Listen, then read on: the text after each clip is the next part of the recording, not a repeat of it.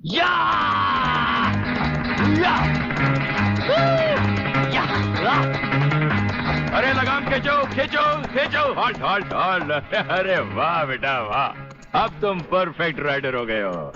चलो रेस लगाते हैं। मैं तुम्हें आधे रास्ते का हैंडीकैप देता हूँ, तुम आधा रास्ता पहुंचोगे, मैं यहाँ से स्टार्ट लेता हूँ। चलो दादा।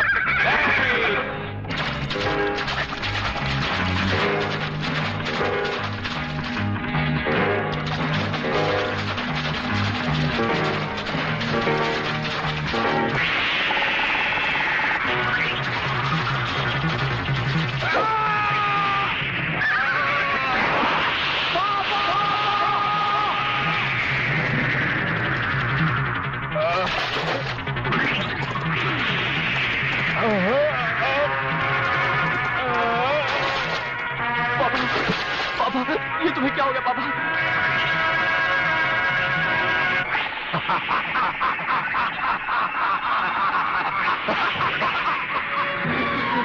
पापा, पापा, पापा।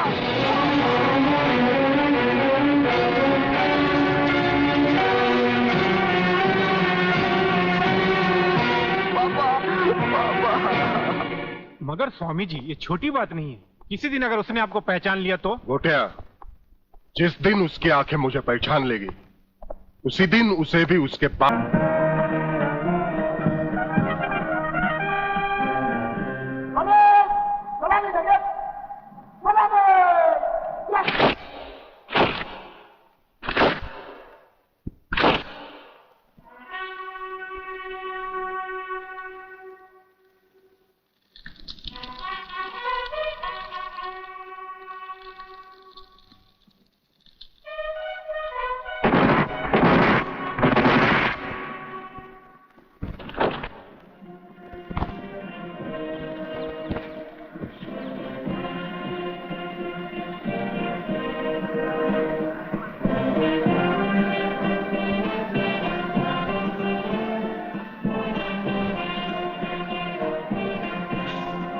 आज मिल गया एक और सच्चाई का पुजारी मिट्टी में। आग इनके शरीर को तो राख कर देगी, लेकिन इनकी आत्मा की आवाज कभी मिट नहीं पाएगी। पुलिस डिपार्टमेंट के इतिहास में डीआईजी रुद्र प्रताप चौहान का नाम सुनहरे अक्षरों में लिखा जाएगा। बहन, भगवान की मर्जी के सामने इंसान बेबस है। मुझे आपके परिवार के साथ पूरी हमदर्दी है। बहुत हो गई हमदर्दी। मंत्री साहब, ये भाषण बंद कर दीजिए। कुछ ही दिनों के बाद आप ही के डिपार्टमेंट के लोग जब इनका घर खाली करवाने जाएंगे ना, तब मैं पूछूंगा आपको हमदर्दी के बारे में। Bagle, control yourself. जब तक हमारे डिपार्टमेंट के गद्दार और खादी के कपड़े के पीछे छिपे हुए दरिंदे जिंदा रहेंगे ना, ये चिताएं ऐसी ही जलती रहेगी, एक के बाद एक। कुछ चंद सिक्के मिलेंगे भाभी को सरकार की तरफ से भविष्य के लिए। Bagle, stop it. बोलने दो इसे, ठीक ही तो कह रहा है। लेकिन मैं वचन देता हूं कि डीआईजी रुद्र प्रताप की कुर्बानी व्यर्थ नहीं जाएगी। मैंने दिल्ली में केंद्र सरकार से बात कर ली है। इनकी हत्या की तुरंत ही न्यायिक जांच होगी। आज तक कौन सी कमेटी ने सही जांच करके मुजरिम को सजा दी है? यह आपकी कमेटी समिति की जांच की फाइलें होती है ना, ये ढुलमुल सरकार बदलते ही गुम हो जाती है। न्यायिक जांच करेगी दिल्ली, अंधी और वैरी दिल्ली। ये दिल्ली बस मुंह है इसलिए पटर पटर करती रहती है। ये करना है, ये होना चाहिए, हमें दिखाना है। बस दिल को तसल्ली देने के लिए अच्छा लफ्ज है दिल्ली। इंस्पेक्टर वागले, मैं तुम्हें सस्पेंड करता हूं। बस सस्पेंड होते होते मैं थक गया हूं। निकाल दो मुझे नौकरी से। सच्चे पुलिस की या तो मौत होती है या तो सस्पेंड किया जाता है। इस वर्दी ने मेरे हाथ काटे, वरना एक एक गले चीर देता मैं।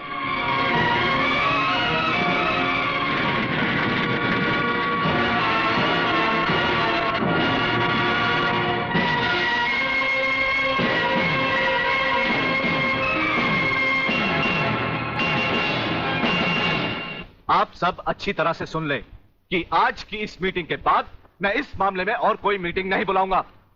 आज हमें इसी वक्त एक ऐसा डिसीजन लेना होगा जिससे कि हम देशद्रोहियों को जड़ से ही उखाड़कर फेंक सके। सर, बात अब इतनी आगे बढ़ चुकी है कि पुलिस और लोकल गवर्नमेंट के बस के बाहर है। अब सिर्फ एक ही रास्ता है sir, military force. Mister Menon, आपकी क्या राय है? सर, मिस्टर सिन्हा ठीक कह रहे हैं। सर, इसके लिए हमें पूरी मिलिट्री फोर्स भेजने की जरूरत नहीं। ये काम एक ऑफिसर सिर्फ अकेला ही कर सकता है। सिर्फ एक? यस सर, सिर्फ एक। वो शेरों का शेर है और राजाओं का राजा। हमारी पूरी मिलिट्री फोर्स को उस पर नाज है। उसने जिंदगी में कभी किसी चीज से हार नहीं मानी, इसलिए उसे वन मैन आर्मी कहा जाता है। कौन है वो? ब्रिगेडियर सूर्यदेव सिंह। 1962 की जंग में मेजर सूर्यदेव सिंह ने दुश्मनों के कई हवाई जहाज अपने कभी न खाली जाने वाले तेज निशाने से मार गिराए। उनकी इस दिलेरी और बहादुरी की कद्र करते हुए सरकार ने उन्हें परमवीर चक्र से सम्मानित किया और उसी के साथ मेजर से ब्रिगेडियर बना दिया। ऐसी ही बहादुरी और जांबाजी उन्होंने 1965 की जंग में भी कर दिखाई। टैंक युद्ध में दुश्मन के दांत खट्टे करते हुए ब्रिगेडियर सूर्यदेव सिंह आगे ही बढ़ते चले गए। खुद अकेले ही मशीन गन लेकर दुश्मन के खेमे में घुस गए और दुश्मनों की 4 चौकियों पर तिरंगा लहरा दिया। सिर्फ यही नहीं, इससे भी बढ़कर दिलेरी और बहादुरी उन्होंने 1971 की जंग में भी कर दिखाई और दुश्मनों को मुंह तोड़ जवाब दिया।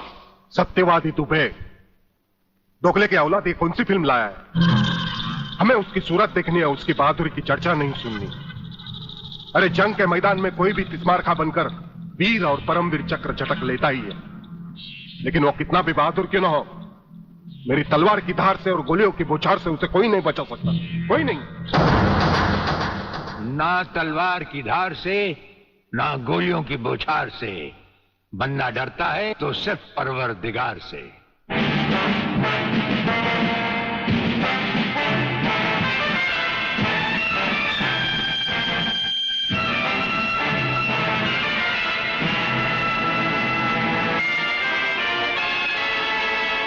ब्रिगेडियर सूर्यदेव सिंह? अच्छा, तो यही है तुम्हारा ब्रिगेडियर सूर्यदेव सिंह। ढूंढ डालो इसे। खबरदार, कोई हिलेगा नहीं। हमारे कमांडोज ने तुम्हारे सब साथियों को घेर रखा है। स्वामी जी, जरा अपने पीछे भी नजर डालो। ये कमांडो बड़ा खतरनाक है। तुम्हारा बाप है, पत्ता हिलने से पहले ही पेड़ काट डालता है। तुम्हारी भलाई अब इसी में है कि बिना हिले जुले खामोश खड़े रहो।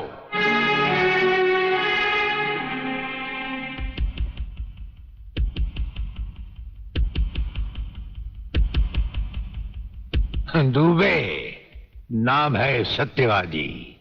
सत्यवादी दुबे।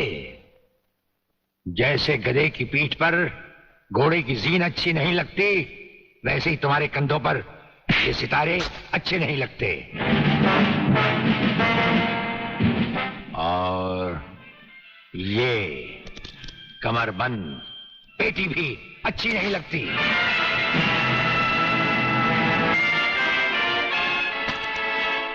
अब वो कसम याद करो जो तुमने खाई थी ये वर्दी पहनने से पहले। हम कसम खाते हैं कि हम पूरी ईमानदारी और वफादारी से देश और कानून की रक्षा करेंगे।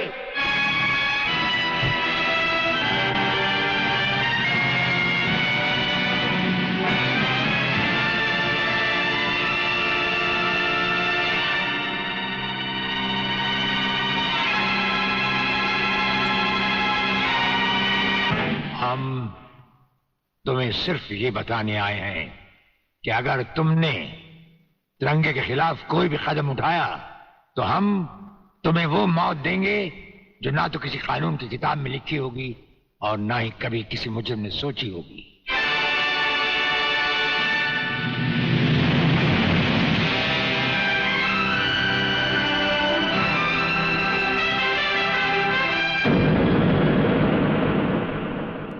Hello, inspector Wagle speaking. No, suspended inspector Shivajirao Wagle speaking. Sir, DSP साहब ने आपको अर्जेंट बुलाया है। कल से ड्यूटी ज्वाइन करनी है। फिर? इंस्पेक्टर वागले, तुम्हें शायद मालूम नहीं कि तमाम पुलिस ऑफिसर्स की फाइल्स देखने के बाद ब्रिगेडियर सूर्यदेव सिंह ने सिर्फ तुम्हें चुना है। सर, अब तुम दोनों को मिलकर काम करना है, लेकिन तुम पूरब हो तो वो पश्चिम है। इसलिए सीनियर ऑफिसर होने के बावजूद मेरी तुमसे रिक्वेस्ट है कि ब्रिगेडियर सूर्यदेव सिंह के साथ मिलकर जो भी खेल खेलना हो, शांति और ठंडे दिमाग से खेलना। सर,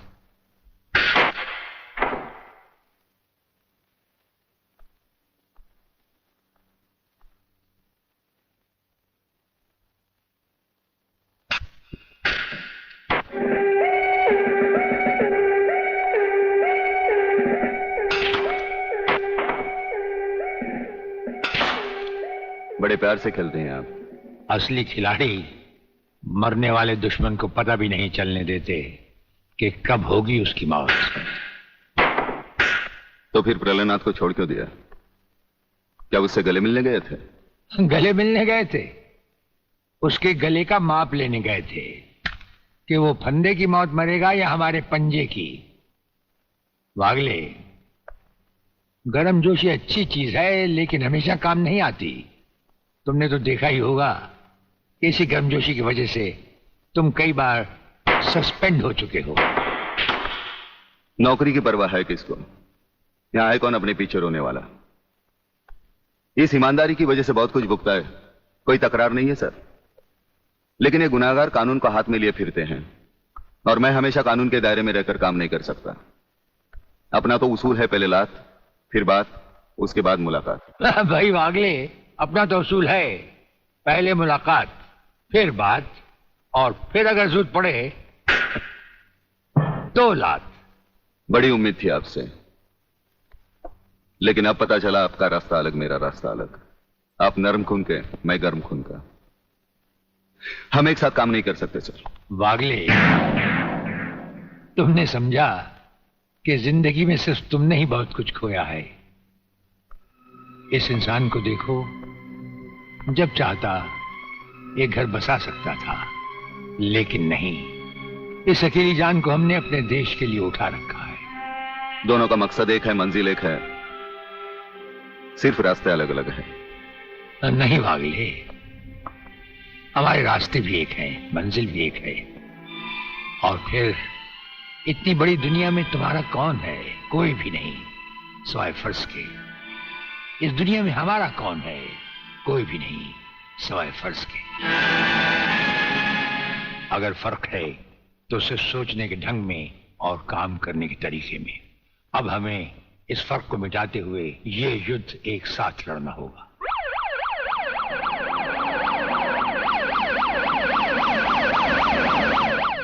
मुझे अपनी जान की तो परवाह नहीं है, लेकिन आप इस तरह खुलेआम गाड़ी में घूम रहे हैं, यह खतरा मैं उठा नहीं सकता। जिस गाड़ी में तुम बैठे हो ये मामूली गाड़ी नहीं। मामूली गाड़ी मामूली आदमियों के लिए होती है, ये गैर मामूली गाड़ी है, एक गैर मामूली इंसान के लिए। बुलेट प्रूफ, और इसमें ऐसे ऐसे गैजेट लगे हुए हैं जो बम से लेकर पटाखे तक की खबर हमें मिल जाती है। लेकिन इस वक्त हम जा कहां रहे सर? गाड़ी रुकने पर तुम्हें खुद ब खुद पता चल जाएगा।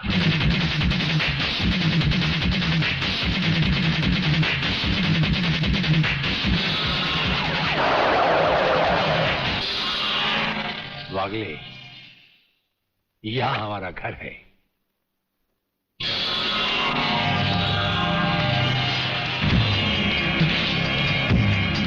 यहां तो सिर्फ चारों तरफ जंगल ही जंगल नजर आ रहा है, रहने की तो कोई जगह ही नजर नहीं आ रही।